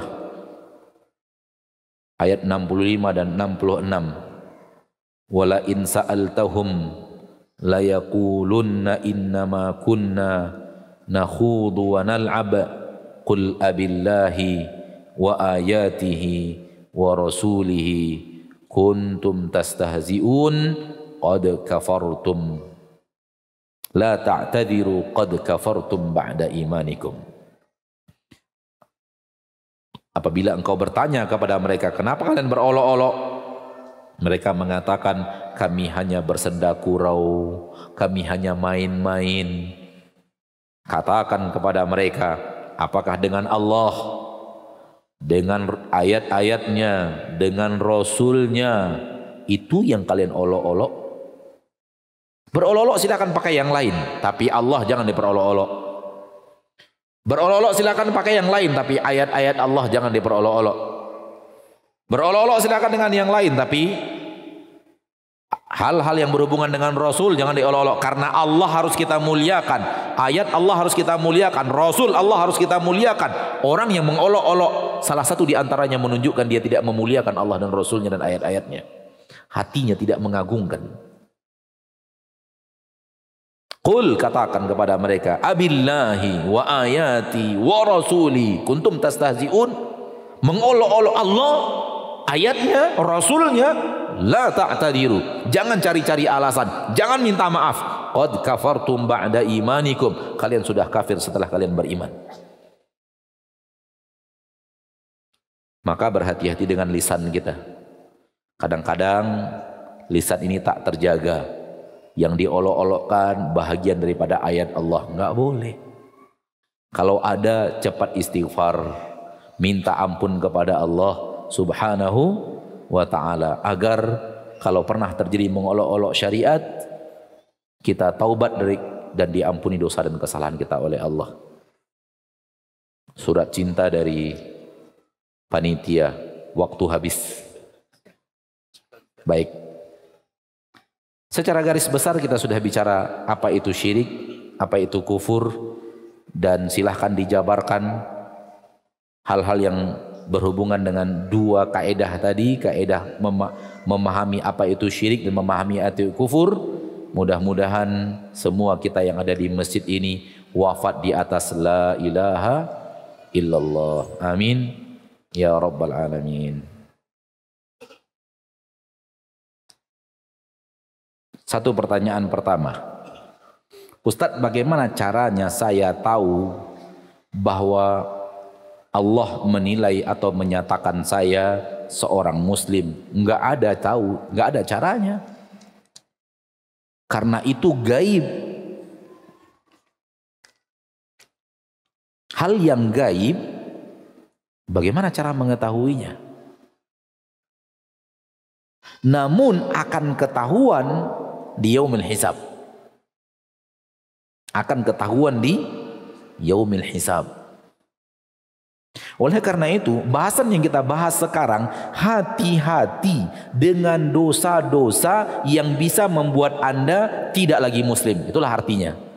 Supaya apa? Supaya Anda jauhi dan Anda tetap menjaga keislaman Anda sampai akhir hayat. Bagaimana cara mengetahui Allah sudah memutuskan kita masih menganggap kita muslim, tidak lagi? Enggak ada. Wahyu sudah terputus. Wafatnya Nabi Muhammad enggak ada lagi wahyu. Kecuali wahyu syaitan tinggal.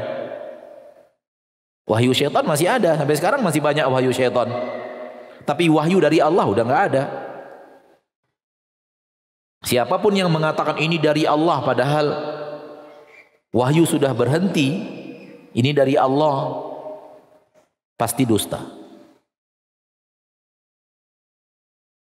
Semoga difahami. Jadi tak ada cara untuk mengetahui. Oleh karena itu yang kita lakukan adalah berhati-hati, jangan sampai melakukan dosa-dosa yang bisa dengannya Allah hukumkan kita keluar dari Islam. Hilang keislaman dan keimanan kita. Wallahu a'lam. Ustadz, apa amalan yang paling tepat untuk mengokohkan iman di zaman sekarang, di mana media sangat ekstrim menyebarkan kezoliman dan kesyirikan, baik dari luar negeri ataupun yang lainnya? Kita sekarang ini terlalu membesar-besarkan perbuatan musuh Islam terhadap umat Islam. Dan itu yang kita tuding-tuding membuat umat Islam sekarang tidak bisa menjadi umat Islam yang baik karena terlalu banyaknya serangan dari luar. Betul tidak? Saya sangat tidak setuju. Saya bertabrakan hebat dengan pendapat ini. Kenapa? Orang Islam itu adalah orang Islam, orang iman itu adalah orang mukmin dimanapun dia berada. Karena Islam dan iman itu di dadanya, bukan orang sekitarnya. Dia di Indonesia mukmin, mukmin. Dia di Amerika mukmin, mukmin. Dia mukmin, muslim di Malaysia, muslim. Di Australia juga muslim. Kenapa? Islam itu di dadanya dan iman itu di dadanya. Untuk melegalkan kelemahan kita, kita lemparkan bola itu ke musuh Islam. Saya mau bertanya kepadamu saudaraku, lebih berat mana mempertahankan la ilaha illallah di zaman antum sekarang di sini dibanding Abu Hurairah dan Bilal bin Rabah mempertahankan Islamnya? Lebih berat mana? Hah? Lebih berat di sana kan? Berhasil nggak mereka mempertahankan iman mereka? Kenapa Anda merasa sekarang gagal gara-gara musuh? Padahal lebih berat di zaman Rasul. Kalau dirimu lemah, akui lemah, jangan gara-gara musuh. Engkau yang lemah. Musuh hanya ngasih umpan, Anda kok makan?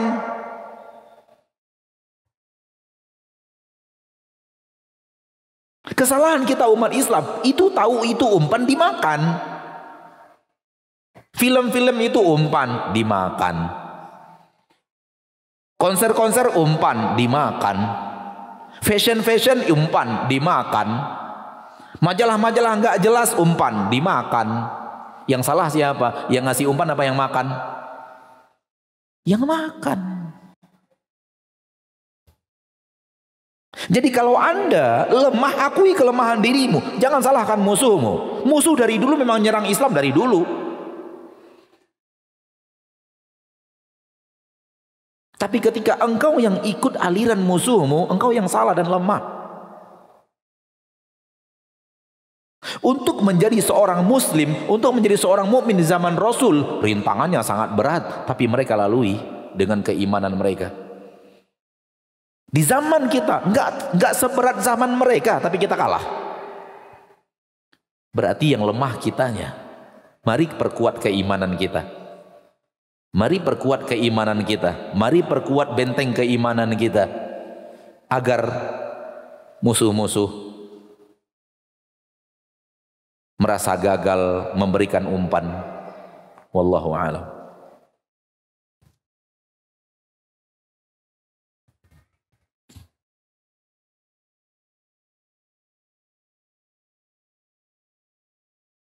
Ayahanda saya mengatakan beragama itu jangan fanatik. Perbedaan bisa saja terjadi seperti 4 imam madhab. 4 imam madhab perbedaannya adalah di sisi ini bahagian daripada wudu atau tidak bahagian daripada wudu. Wudunya sampai di sini apa sampai di sini? Ini bahagian daripada solat apa bukan bahagian solat? Itu perbedaan imam madhab. Sementara perbedaan yang ada sekarang di zaman kita sekarang sudah lebih parah daripada itu. Ada yang mengatakan semua agama sama. Ada yang mengatakan hukum waris dalam agama Islam itu sudah tidak berlaku lagi di zaman sekarang. Itu bukan sama perbedaan dengan perbedaan madhab. Beda. Coba baca perbedaan madhab. Kalau ada yang berhubungan dengan itu, nggak ada. Perbedaan madhab di permasalahan ibadah dan ketaatan. Hukum-hukum yang berhubungan dengan ibadah. Ada perbedaan di zaman sekarang sudah lebih parah daripada itu. Kalau hanya perbedaannya sebatas itu, kita pun memaklumi, nggak ada perbedaan. Kita pun mengakui bahwa kita akui perbedaan itu ada, nggak ada masalah dalam perbedaan. Kita sholatnya baca basmalahnya sir, kita sholat kok di belakang imam yang baca basmalahnya jahar. Saya misalnya memahami tidak ada kunut subuh, saya tetap sholat di belakang imam yang kunut subuh, nggak ada masalah. Tapi kalau sudah semua agama sama, kalau sudah zina hukumnya halal, khamar hukumnya halal, apakah ini sama dengan perbedaan imam madhab? Ini perbedaan antara keimanan dan kekufuran. Beda. Wallahu a'lam. Amalan apa saja yang harus kita lakukan agar bisa terhindar dari pembatal keislaman dan keimanan? Itu dia yang kita bahas tadi. Jauhi dosa-dosa itu. Menjauhi dosa itu adalah amalan. Menjauhi dosa itu adalah amalan itu sendiri. Karena yang namanya amal itu mengerjakan dan meninggalkan. Wallahu a'lam. Apakah mengolok-olok sunnah Nabi termasuk pembatal keislaman? Allah yang menilai batal atau tidak Islamnya. Tapi dosa seperti itu sangat mungkin masuk ke dalam pembatal keislaman. Sangat mungkin, karena mengolok-olok sunnah Nabi. Kalau yang melakukannya tahu persis itu datang dari Nabi, lalu dia olok-olok supaya orang tertawa, maka sangat memungkinkan masuk ke dalam dosa mengolok-olok yang masuk ke dalam dosa kufur. Karena bagaimana mungkin dia tahu itu dari Nabi lalu dia olok-olok? Mana penghargaannya terhadap Nabi kita tercinta Muhammad sallallahu alaihi wasallam? Ayahnya saja berbicara lalu pembicaraan ayahnya diolok-olok orang, dia marah. Suaminya, kata-kata suaminya diolok-olok orang, di istrinya marah karena istrinya sayang sama suaminya. Coba lihat. Sekarang Rasul yang diolok-olok, dia senang? Dia tertawa, Rasul diolok-olok. Mana lebih sayang dia kepada ayahnya, kepada suaminya, atau kepada Rasul sallallahu alaihi wasallam? Maka hati yang ridho mengolok-olok sesuatu yang sudah tahu datang dari Rasul sallallahu alaihi wasallam bisa dinilai oleh Allah sebagai dosa kufur yang membuat dia keluar dari agama Islam. Maka berhati-hatilah.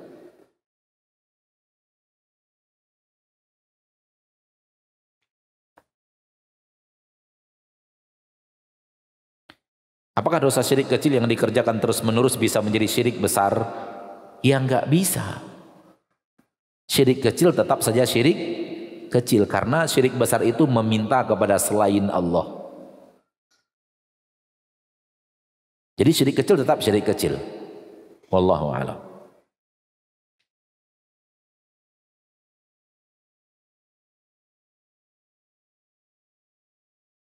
Ketika seseorang berbuat dosa pembatal keimanan dan keislaman, cukupkah dengan bertaubat? Apakah harus bersyahadat? Dengan taubat dia pasti bersyahadat. Dia akan sholat lagi, di dalam sholat ada syahadatnya.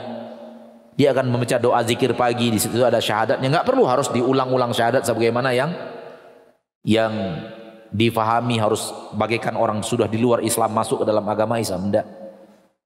Wallahu a'lam. Raja Najasyi melakukan syahadat seorang diri dan tidak ada seorang manusia pun yang tahu. Hanya Allah yang tahu.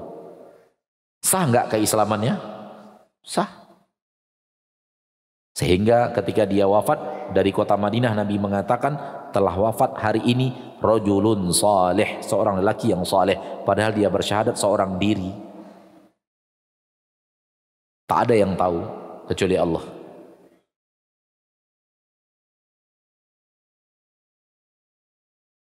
Melakukan syirik besar karena ketidaktahuan apakah batal keislamannya, Allah yang menilai. Sekali lagi Allah yang menilai. Kita bisa saja mengatakan saya tidak tahu, tapi menurut Allah Anda sudah tahu, ilmunya sudah sampai kepadamu. Tapi kalau benar-benar tidak tahu dan Allah benar-benar menilai dia tidak tahu, tidak akan membatalkan keislaman. Wallahu a'lam. Di sini ada yang berkata, saya dulu pernah mengucapkan kalimat-kalimat sebagai candaan seperti saya mengatakan saya sudah murtad. Tapi itu hanya candaan. Seperti yang kita katakan tadi, kajian ini kita buat untuk mengingatkan kita bahaya-bahaya kalimat-kalimat seperti itu, agar kalau pernah kita lakukan bertaubat dan tidak mengulanginya lagi. Taubat itu apa? Sesali masa lalumu dari kesalahanmu, tinggalkan kesalahan itu, bertekad tidak akan melakukannya lagi. Justru untuk mengingatkan, kalau pernah terjadi segera bertaubat. Kalau pernah terjadi segera bertaubat.